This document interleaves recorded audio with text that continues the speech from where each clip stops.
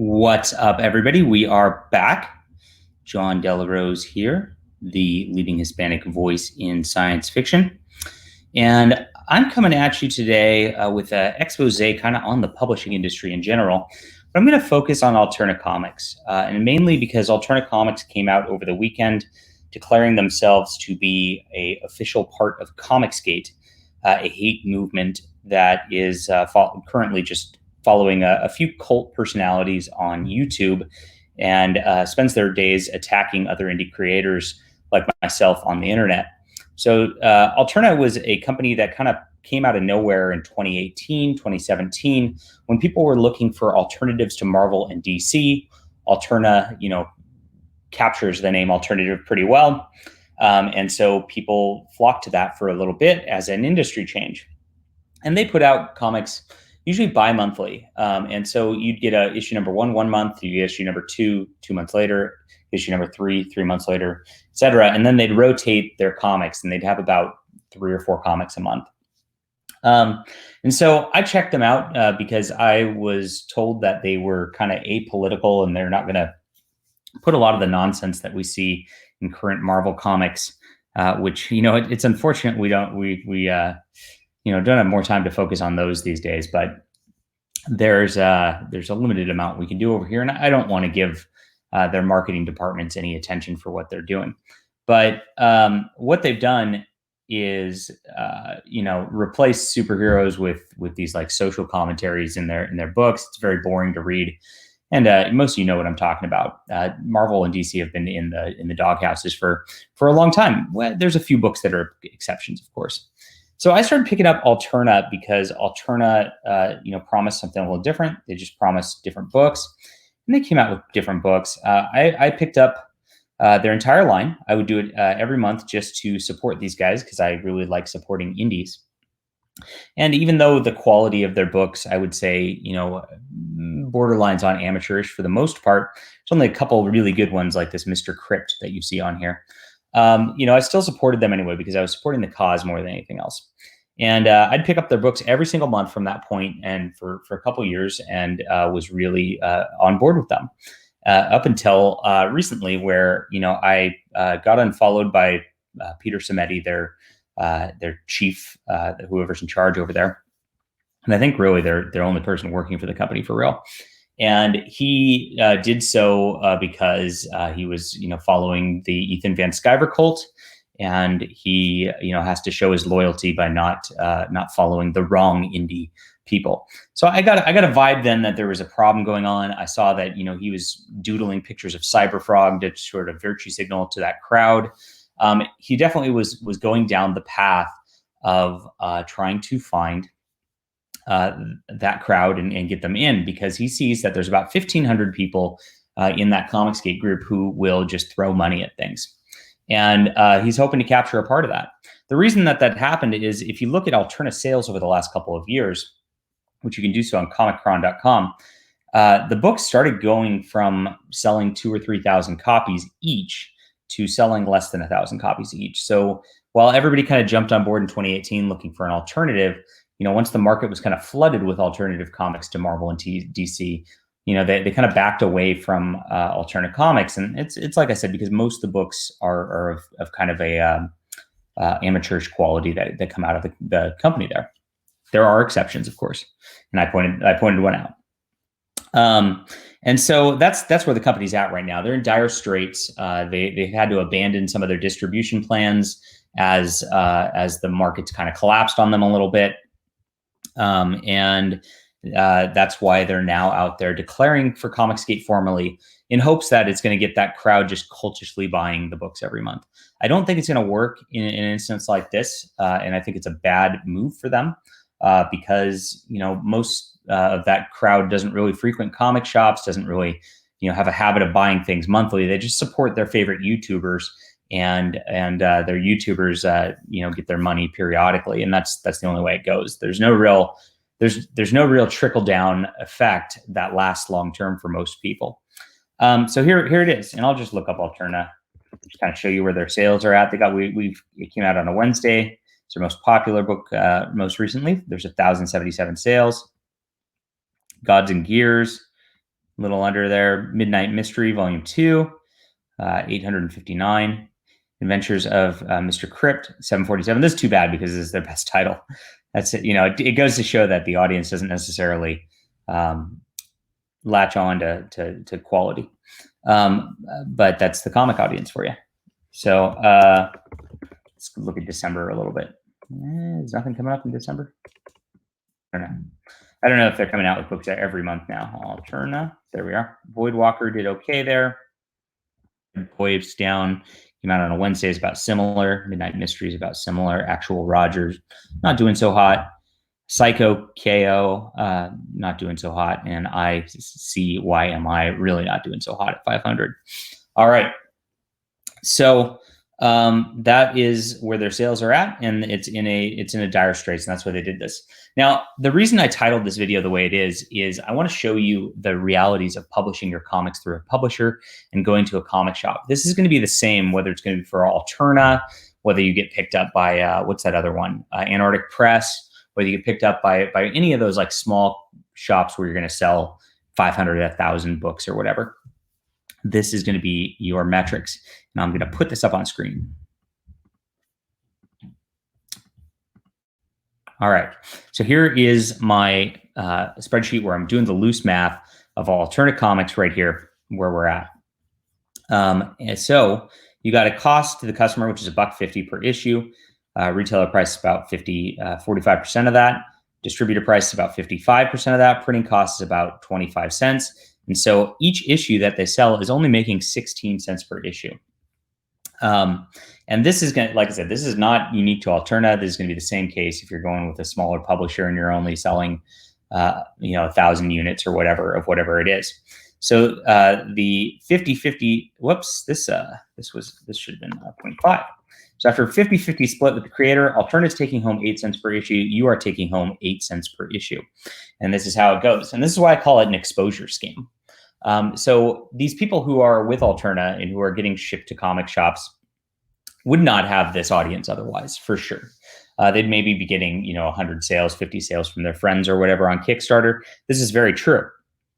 But with the sales doesn't really mean much because you're only getting 800 sales to the comic shops, which has a sell-through of about 50% or 60, maybe less than that, maybe a little more in Alterna's case, because I bet they don't really order a lot of shelf copies for random people who don't order it already. So maybe you're getting 500, 600 people reading your book, right?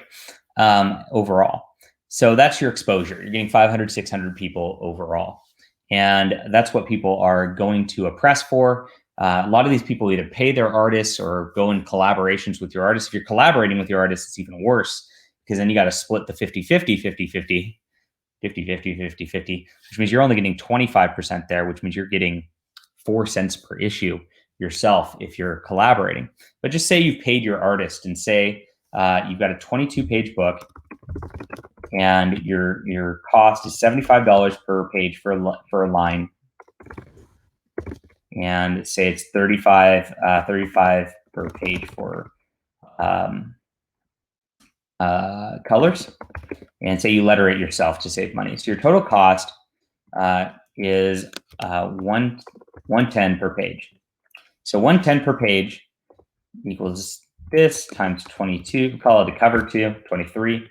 $2,500 you're going to pay to put out an issue, and that is going to be your cost, right? So say Alterna, say you do pretty decently with Alterna and you sell 1,200 issues, right? And that'll be your decent sales. You're going to bring home a whopping $97.50 for that $2,500 you paid. So this is why I'm talking about paying for exposures. You might get 600 readers out of it, but you are going to lose about $2,400 on your issue if you put this out. Now, say you went 50-50 with your artist. You won't lose, but you'll get 4 cents per issue because you got to split times 1,200, meaning you'll get $48 for all the work you did. So the only thing you're going to get out of going with a publisher out of like Alterna is a little bit of exposure, and that exposure is not going to last very long because these indie markets are really fickle. They, for the most part, people don't follow these small creators. I don't remember the names of any of the creators. I read from Alterna from a couple of years ago. And you're just kind of getting a book out there, and it becomes a vanity press at that point, especially if you're paying for your artist. And that way you're just stuck. And you've got this book out there. Congratulations. But Alterna is basically getting $50 an issue off of $100 an issue off of what you do. And then that's it. There's nothing really growing there. There's nothing gaining there. Their sales are not up, they're down. So you're not building a market for yourself whatsoever through a company like this. And that's the struggle that these publishing companies face. So of course, people are probably watching this going, well, how do I get into comic shops then? How do I get into comic shops? And I think indies need to get out of that mentality that the comic shop even matters or is a viable market for you. It's not. It's not going to be a viable market for you. And that's a sad reality because I love my comic shops. I support them and go there regularly. But for me to actually set up distribution, try to get into Diamond and all that and spend all that time, there's just not going to be the money there that I'm going to be able to get from Amazon or something like that. So if you look at what Amazon does for me, I've got a new issue out today. It's called Spectacular Comics #1. I should pull that up, show everybody, and show the way. This is the way. All right, and I'll show you what we got. Boom. So I just put out an anthology of my short comics. I've been making short comics for my Patreon subscribers monthly. And I figured since I'm in quarantine, hey, I got a rating already. How exciting. Look at that. 5 stars. All right. I figured since I'm in quarantine, I might as well put it out to the general public. I'm trying to get more people on the Patreon because the Patreon really is the best spot for comic creators to get money and have it make sense for what's going on. But barring that, an Amazon sale is pretty good.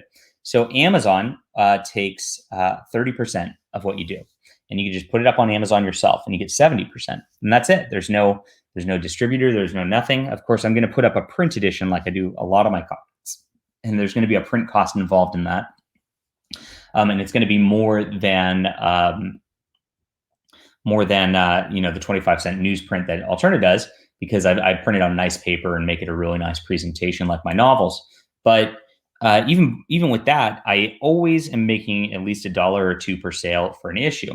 And so since I am not getting exposure of comic shops or whatever, maybe my average sales are 300 or 400 for a comic on here. But an average sale for 300 or 400 for a comic for me when I'm making $2 an issue is going to be closer to $1,000. So I'm not maybe covering it all here, which is why I run crowdfunds for my books, which covers a lot of the art and then helps me spread over for other arts. But the money also trickles over time as they keep selling and all that. And it stays evergreen. That's the beauty of Amazon. So since it's on Amazon, somebody can just discover my comics. It's always new to them. It's not like a shelf in a comic shop where, 2 months goes by, it's not a new comic anymore. So they kind of shove it away. You never get discovered again with it. That's the problem with the comic shop model right there for indies who really need lasting and long-term exposure. So the exposure you get in a comic shop is not as good as Amazon. And if you run ads on your comics, which I've started doing, you can get your comics seen by everybody for perpetuity. And that's the way forward and to make money in comics. It's a big difference, and it's going to be over time as this grows, this is going to be a much more profitable endeavor than Alterna, which will always remain flat for any comic artist that goes in there. So I did. I don't know. All right, that's it. So I hope that answers your questions about publishers. And again, this is not unique to Alterna. If you're talking to any small publisher and it's selling in 1,000 range, even a Dark Horse comic where you're selling in the 3,000 or 4,000 range, publishing your books, you're still not going to be making that much. At least Dark Horse and all that sell their books at $3.99, $4.99. So when you get down to the splits, let's look at a $3.99 comic. $3.99 to retailer is, and then 0.5, and then say it costs.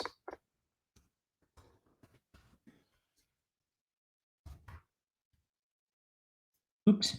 My math's not working right now. Yeah, it's not on my screen either, so it's not the best. But I'm gonna lay it out for you. You're making about 33 cents per issue on a regular, so about 3 times what Alterna makes. Now, if you're selling 3,000 copies at 33 cents an issue, you're going to make about $1,000 again, which again, it's about what I'm making on Amazon. So anybody who is going with like a dark horse or that level, or IDW, selling like 3 or 4,000 copies of an issue, is making about what I'm making on Amazon, just doing it myself. And I've got a reader base, which is, 10 times smaller. So in theory, the market cap is 10 times bigger. So as I grow, I can make 10 times what these guys make going for a publisher. So that's it.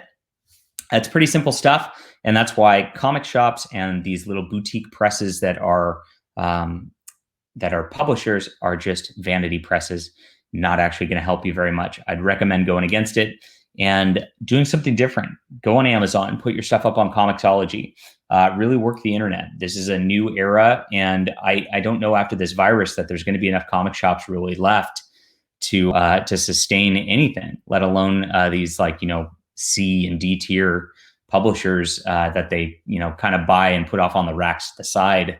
That's not the standard Marvel and DC stuff. So this is really the only way forward.